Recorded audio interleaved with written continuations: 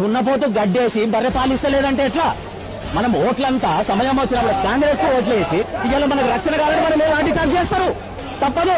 కాబట్టి ఏ విధంగా అయితే ఈ రోజు అన్యమతస్థులు వాళ్ళ సంరక్షణ చేసేటటువంటి పార్టీకి వాళ్ళు ఓట్లేస్తున్నారో, మనల్ని రక్షించే పార్టీకి, మన పక్షాన నిలబడేటటువంటి రాజకీయ పార్టీకి, రాజకీయ నాయకునికి మనం అండగా నిలబడాలి. ఒక చిన్న ఉదాహరణ చెప్తా. డాక్టర్ బిఆర్ అంబేద్కర్ గారు ఆనాడే చెప్పారు, ఏ జాతిలో అయితే ఒక బలమైన నాయకుడు ఉద్భవిస్తాడో యావత్ జాతి ఆ నాయకుని వెంట నిలబడకపోతే అతి త్వరలో ఆ జాతి అంతరించిపోతుంది అని. దయచేసి హిందూ బంధువులు గమనించాలి.